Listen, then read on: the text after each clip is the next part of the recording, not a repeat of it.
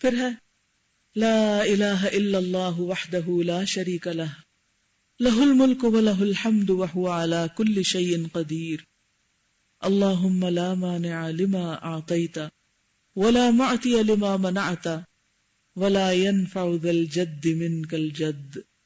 اللہ کے سوا کوئی معبود نہیں، وہ اکیلا ہے، اس کا کوئی شریک نہیں، اسی کے لیے بادشاہی اور اسی کے لیے سب تعریف ہے اور وہ ہر چیز پر قادر ہے. اے اللہ، جو تو عطا کرے وہ کوئی روک نہیں سکتا، اور جو تو روک دے وہ کوئی دے نہیں سکتا، اور کسی صاحب حیثیت کو تیرے ہاں اس کی حیثیت فائدہ نہیں دے سکتی.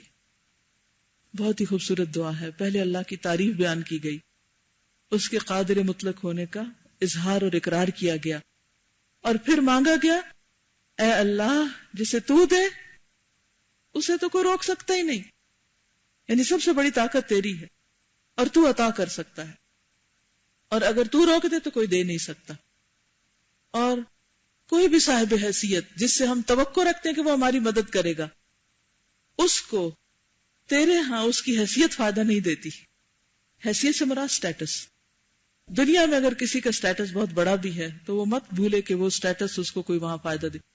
مثلا کوئی بہت بڑا اسکالر ہے تو مت سوچے کہ ہاں چونکہ میں اسکالر ہوں اس لیے میرا تو بہت زور چلتا ہے وہاں، یا میری سفارش ضرور سنی جائے گی.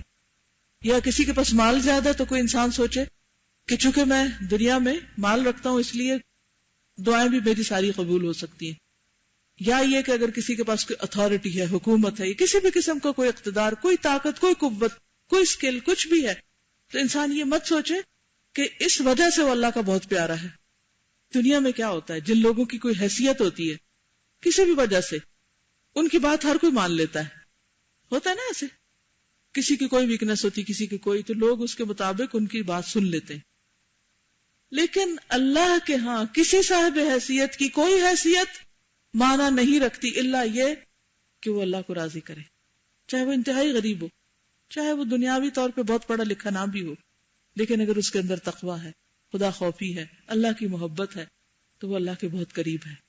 تو اس عاجزی کے ساتھ انسان دعا مانگے کہ اللہ میں کچھ بھی نہیں، اور تو نہ دے تو کوئی اور دے بھی نہیں سکتا، میں اپنی ساری ضروریات میں تیری طرف رجوع کرتا ہوں. اور یہ بھی توحید خالص. اس توحید کے ساتھ جب انسان اللہ کی طرف رجوع کرتا ہے تو اس کی دعائیں قبول ہوتی ہیں.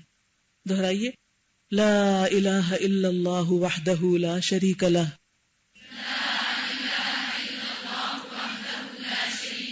لہ الملک ولہ الحمد وہو علی کل شیء قدیر.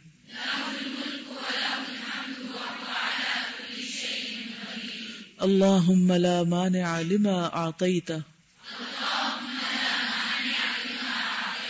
ولا معطی لما منعت ولا ينفع ذا الجد منك الجد.